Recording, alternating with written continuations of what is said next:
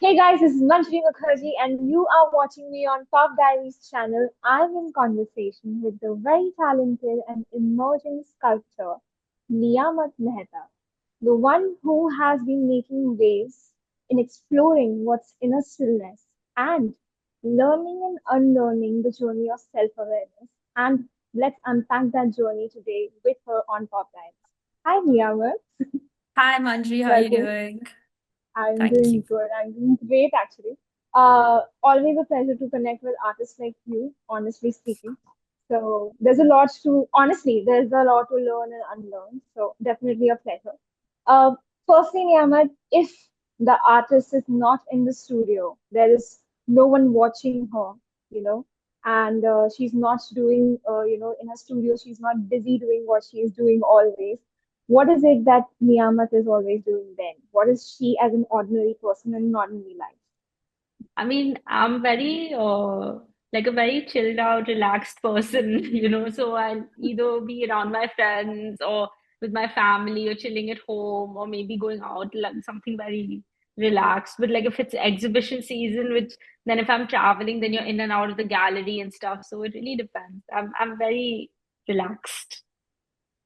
Of course, I have to because because someone you feel like someone who is reflecting the peace that you feel from the work that you do Uh, every day. So it's not really something like a burden for you. You're actually very passionate and driven towards it. But I want to know if I had to ask you about this phase that you're in right now, what would you term this phase as? Is it building? Is it becoming? Is it understanding? What would it be like? I want to say building because we are building something new every single day, and building also, like in my head, translates to progress. So the moment you stop making progress, it's almost like you're hitting a wall, which like really isn't a vibe. So, Yeah. like, yeah, I want to say building. It's more relatable as well. Like you want to move forward every day. Absolutely. I completely relate to that. I mean, life is it's itself is a lesson that needs to be learned and unlearned again and again with every situation that comes to you. Um, Yeah. I want to know, were you always this passionate about art from your very childhood? Was it always the language that you used to express yourself? And if so, how did sculpture become the medium for you to do that? Art has always been a very big part of my life since I've been, pre-teens. So, and I've been sculpting since I've been in boarding school since like I was 11 years old. So I think it has played a significant role in my life. And I can't imagine my life without it. I can't imagine my life without sculpture, let's put it that way, for the lack of better language. So, yeah. Okay. But is it an icon of inspiration which you aspire to be like, or is it someone from whom you can, it could be anyone in your life who has touched your life in a way that inspires you every day to not give up, even on the most toughest of situations that you face. I think, it has to come from within. But Mhm. because the outside world and the energy is it's important, yes, but okay, so let's divide this in like two parts. I think currently, like I'm also at a stage where we do go through hindrances in our work, in our career when you're dealing with clients and working on like larger scale works of like preparing for a show and stuff. You kind of have to push yourself forward. Like nobody can do it for you. It's like, taking the horse Absolutely. to the pond, but the horse has to drink the water. That sort of a Mhm. logic. But I've been very Mhm. lucky to be surrounded by people who have encouraged me and only pushed me out of my comfort zone. So I think I give all credits to them. So like whether it's starting out with my sculpting teacher back in boarding school to my mentors at the Florence Academy versus my art network I've built in London and so on and so forth. And now even like entering the market in Dubai. So yeah, like I don't think I can give credits to one person. I think it's a great problem to have, but yeah, like, I don't think I can give it to one person. Definitely, I completely agree because if we are building a life, and I have to also say a journey as emerging. and successful as yours has been, even in such a young age, the way how you have proved your mettle and your talent and your hard work. Obviously, there's a lot of hard work that's coming from you, and nobody can replace that hard work from your side, or the dedication and the drive that you have given to your talent and to your art. And the fact that there have been people around you, you have surrounded yourself with people with whom you've grown and only grown more, that kind of really reflects on the way, or only then we can have such a successful journey, I feel like that. So yeah, Yeah, I and definitely relate to I think, yeah, I mean, I think in life in general, only you should surround yourself with people who want to see you grow, and who want to see the best of you. Especially when you're doing cutthroat careers like being an artist where that. you actually have to put yourself out there. Because the thing is, I was explaining this to somebody a few weeks ago, during my show, that there's not a brand name going forward. It's not like you're Hmm. selling a brand, but you're selling, Yeah. it's your name that's going forward. So you Hmm. are careful about what kind of a sculpture, in my case, you're putting in front. You want it to be the best quality, you want it to be the best yet, you know? Absolutely, and I agree when you say it's not a brand name. It's a part of yourself that you're putting Oh, forward to the world absolutely. to judge, and it's a very Yeah. vulnerable thing to do. And I kudos to people, to artists like you who are so fearlessly doing that every day and each day, without Thank any, you. without expecting anything back in the moment. I mean, obviously you expect to have accolades and good critical acclaim and everything, but your own judgment should also be the most important thing for you. And yeah, Yeah, that's a really cool thing. Yes. exactly. Yeah. Okay. Moving on. But I want to know, you kept saying, Florence was a very big part of your teachings and of your life. The lessons you've learned there are unmatched from everywhere else. Oh, And also absolutely. the part how Venice has changed you, also as an artist and as a person. I want to know about both the, parts of your So life. I mean, I trained at the Florence Academy of Art, so that was life changing. And for me, it wasn't just the Florence Academy, it was being in Florence as a city, which many people will agree to this. It's a museum on its own.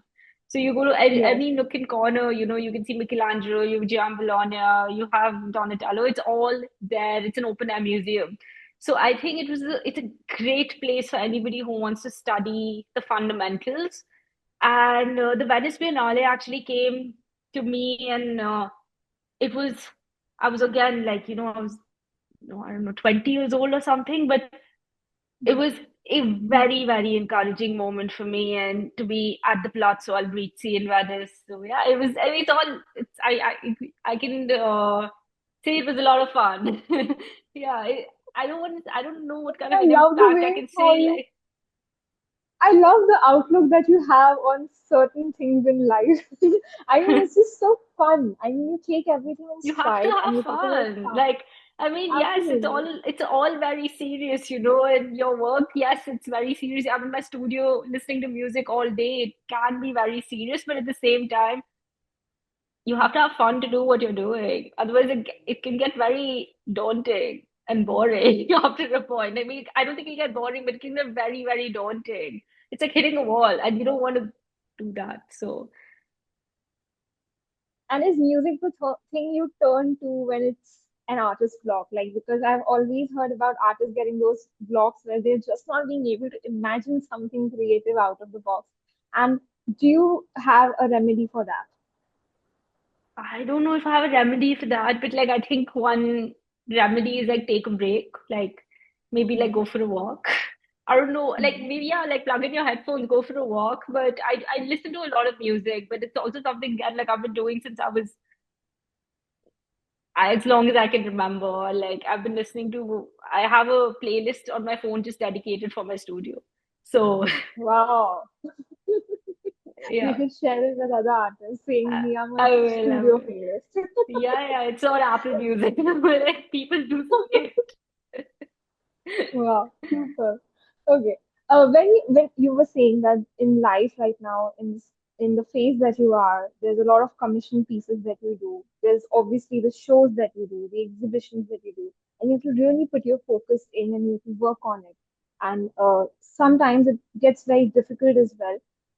I know art is a very freeing kind of, uh, profession, and it's also a very freeing thing to do for yourself as well. Sometimes people just do it on a whim because they want to let out emotions from within themselves. It frees emotions as well. I want to know, when it comes to doing something that you want as a creative person, and then you have this imagination, and then there is a commission piece that's coming to you, and the client wants something else. How do you tackle that situation? That's a really good question, actually. I think it has to be mutual. It has to be because they are trusting you to do the project for their home or office or whatever space they like.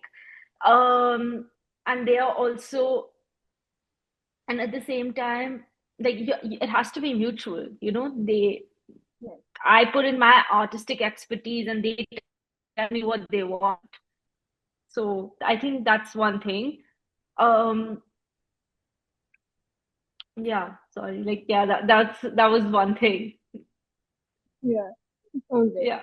And I want to know, I'm very curious actually about this one part. If you said that you have a lot of expressionism in your art, like the Yeah, expressionism, and it's very important that the kind of messaging that you want to put across from your art should hit the person who's looking at your art, and that is your biggest achievement as an absolutely. artist. Um, Yeah. what is that one emotion that you personally feel that you do use a lot in your artworks? Like, sometimes some people are who use sadness and grief or pain a lot in their art because they somehow want to, translate that pain and then somehow want to heal somebody else's pain. What is that one emotion for you then? Well, I think answering your question, because I've actually studied the art of expressionism pretty deeply, and Hmm.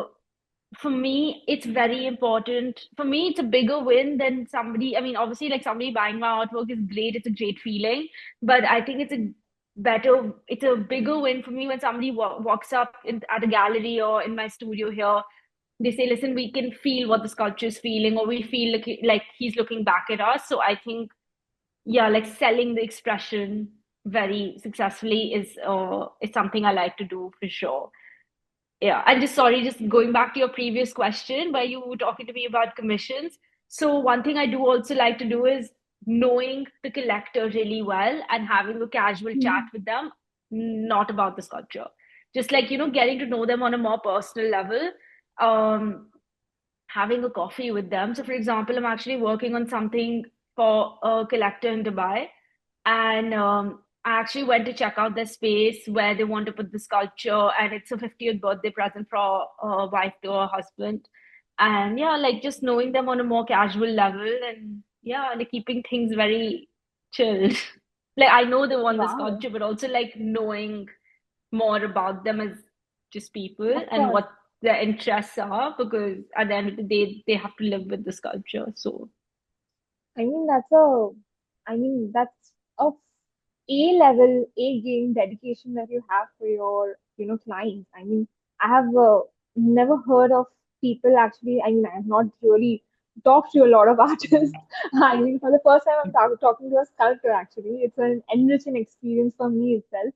But I mean, it's amazing how you have actually dedicated time out for your client, gone and actually met them, casually chatted with them, known what their personality is like, what their home is like, and where they're going to put it, so that you have an idea of what exactly you're building for them, and yeah, so it's that super it's meaningful. important because, yeah, because like, Exactly. for me, it's like, yes, they're buying a sculpture, but they're buying my sculpture. There's a reason, like, and it's not just them, it's anybody who's commissioning me to do it.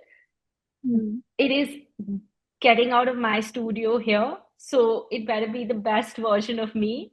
And yeah, like, I mean, it's part of me that goes away, so it's you want to put your best foot forward every single time. And at a such young age, becoming successful in this space, which is so less traveled, because we have come long and far, obviously with the help of a lot of technology, a lot of social media. Now, art has become a very professional career. It's not just seen as a hobby, which doesn't give you any paid or any kind of payments or anything of that sort. Or is it's not financially backing anymore. Nobody can say that anymore in this world because artists do get paid and they are doing very good professionally as well, as you have Yeah. also put it across so beautifully. And I want to know, how do you handle this success though? Sometimes it could be a little bit overwhelming, right? I mean, it can be very overwhelming for you to kind of, I mean, this noise and the clutter that you have around I yourself. have one like very straight formula. Like Yeah. after a show or an auction or whatever, like I have to go back to Mm. work the next day. So it's great. You have a great evening. You can enjoy it, celebrate it, but then the next day you're back at work, starting a new piece. So it's fine. Like, it's, That is what I mean, grounds I you. think yeah, I like because every new piece is a new journey. You never know where it's going to go, whether it's going to land up at an auction in London or whether it's going to go to the US. Like you actually don't know. So for me, when I'm working on a sculpture, like I don't really like to think about I've done my auction at Bonhams or Venice or whatever. Like I don't really think about all this because I know it's there, it's fine, like it's great. Like I don't like to Yeah. do all that because I don't like to celebrate my wins more than the need to. Wow. That's a It's very great. humbling It's, thought. I mean, it's great, but at the same time, you don't have to overdo it, like because it's a whole journey Understood. ahead. It's, I mean, we are still in our 20s, so it's a whole journey ahead. You're right. Oh my God, I'm just getting so. I feel so nice. I don't know. I don't know why I feel so nice. I'm talking to someone who's so young and who's emerging, but she's also very successful in her sphere, and it's just so aspiring for me as well to take so much of the fact that you don't overdo with your wins, that you actually keep yourself very grounded and level-headed. I think that comes only when you have actually got to know and learned about what you keep you were saying you were exploring inner stillness, and when you're self-aware of what you do and what you can do in life, what's your potential like, only then someone can have this. So hats off. I mean, having Thank such you. clear intentions at such an age is absolutely, I don't know, I mean, Thank I have you. no words. But I have to know, what are those three do's and three don'ts, if I had to ask you, for young Uh-huh. sculptors out there? Any advices that you have to give them when they're starting out on this journey, and there are three do's and don'ts that you want to give them? Mm.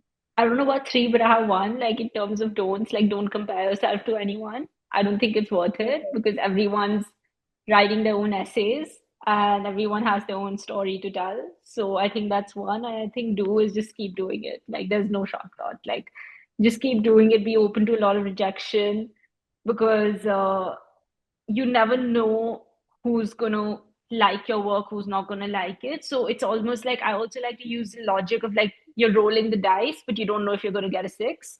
So Mhm. just kind of, along those lines, just keep doing it. Like I don't know if I Yeah, could point out three to be honest, but like these are the two main ones that come to my mind. absolutely. Absolutely. And you know, as an artist, these days a lot of talk is going around how technology has changed the way art is being looked at. And there's a Yeah. lot that art has, evolved as with the involvement of technology. I want to know how you react to that point. And I also want to understand, is this something as an artist who keeps doing her work every day, regardless of what is happening outside in the world? Uh, do you feel that there is something that technology will never be able to replace, change, no matter how evolving it gets? Right. So, that's again like a really good question because the process I follow is pretty traditional when it comes to sculpture. And Hmm. I don't really think technology can replace it because it's very hands-on and it's very traditional. Like, it's something what the old masters used to use. So I don't know how technology can replace that, but I think what technology can do is maybe amp up the process. So, for example, if I just like type on an AI tool saying these are the pointers of the sculptures I want, can you just create an AI image of it? Yeah, then it helps. I think these are Yeah. all tools, and I don't think they should be ignored, but they're tools to be used. I don't think they Yeah. should be discarded or ignored because whether it's ChatGPT or any other AI tool, it's it's all there out there for us to use. So Absolutely. yeah, I don't think it can replace what I do. I think it can add on in, yeah, in many ways. Yeah, absolutely. I think that is exactly what technology is for. And I hope that people get this message from you itself, who's an artist, that art is for just, technology and art can go hand in hand. They don't need to replace each other. Because I feel the most important thing that technology will never be able to replace is, just like you said, emotion that only Yeah. you can put in your work, and that people can come and say, she's speaking to me, or the work is speaking to me. So that is Yeah, something it's that can like only happen comparing by a a human hand. exactly. It's like Yeah. comparing a bronze sculpture versus a 3D printed sculpture. It's very different, and Yeah. they both could be telling the same story, Hmm. but at the same time, Hmm. somebody who knows a little about sculpture will point it out in like a second, like, they're not the same. Because it looks Absolutely. different. Like Wow. a bronze sculpture which has been done by hand, it's got thumbprints and like hand marks and tool marks and all that stuff, and it looks so raw. So, Yeah. a 3D printed sculpture is made of a machine. It's a And 3D there's just printer, something so so it's beautiful different. though about, Sorry? about those hand marks that you kept saying, and the Yeah, it tools looks and amazing everything. There's because, something beautiful about it. Yeah. The aesthetics. yeah, I mean, wow. yeah. Super. Okay. Before I end this, something that I really want to know, is there something that you would like to say to your younger self? Because you've worked on your craft from so long. You've had such a beautiful journey and a very long journey. You've seen hurdles as well and you've crossed it. Is there something you'd like to say to your younger self today? You know, Don't be too something hard on that differently yourself. you must have done? Don't be Great too thing. hard Can on you tell me? yourself. Yeah, I said, Ah, yeah, I think that's something I would advise my younger self. But what I would advise myself today is just like keep doing it. There's no finish line because being an artist, there's no like the end. The end, it just keeps going. So just keep doing it and have absolutely. fun when you're doing it. And yeah, you have to like vibe with the work you're doing. That's it. Wow. Why would like Niyamat how she does with music? Yeah, you have to I enjoy love that. it. I love that. I mean, wow. I've never met an artist who enjoys doing her work as much as you do. I mean, they're all trying Yeah, to push like the deadlines. And sometimes I feel, I used to have this thing that they are so swamped with work that they don't have time for anything else. All the time they're just in their studio, or they just have something that they keep drawing or painting or something. But looking at you, I understand that there's a life that they also enjoy doing and having, yeah. and and it can be balanced, because I Oh think that yeah, is a message absolutely. that Like, should go out to see, everyone. it all starts with you have to like it. And if you don't like it, it can be Exactly. horror, but if you like it, it can be amazing. Like, because like I'm also at a stage where my work is allowing me to travel a lot, which has been amazing. It's got some amazing people to visit my studio here. And during India Art Fest, especially, we just finished here. There were like we had about 30 people here in one day, so it got like super crowded, and it was it was amazing. So it shows it also brings out an extroverted side of an artist, so which is fun. It's really great because you meet some really cool people along the way, so it's nice. True, very true. And to close this whole conversation that I've had with you, Mohammed, it was beautiful, obviously. But like every artist, be it from any form or any medium, honestly, I feel, be it a music, be it an actor, or director, anyone for that matter, they always give a piece of themselves with every work that they put out into the world. Just like how you also have said you've done countless times and you keep doing it every day. Um, I would want to know, what was your first piece that you made and gave you immense amount of satisfaction? Because I feel that the first thing that you make is always for yourself and for your Yeah, satisfaction. So, that's what was it? actually so true. So the first proper portrait sculpture I had done was at the age of 15 and a half. It was during my Mm. apprenticeship in Florence under a master sculptor. His name is Jason Arkles. And it was a portrait of a ballerina from the US. And the sculpture is Oh, lying in my house. I'm never going to sell it. it's never going anywhere. I've not even kept it in my studio. Like I'm never gonna sell it. So it's Oh my God. it's my first one. So like I do have like special attachment to it. Wow. I see it every Superb. morning when I leave the house. It's a great feeling. Like I'm never gonna sell that piece. Please don't. I mean, it's your Yeah. first one, and the first one is Yeah. always, like a first child, it's always the most Yeah. dearest to the heart. Yeah. Yeah. And I'm sure that this is a very beautiful piece, but I do hope to see the pictures. Yeah, yeah. I'll send you photos for sure. I'll send you photos. Cool. Definitely. Thank you Cool. so much, Thank Niyama, you so for much. Thanks having for this having me. conversation with us. Same Thanks here, for same having here. A me. lot of Yeah. aspiration I'm taking from you. Thank Thank you. Thank you so much. you. Bye. Bye. Take care.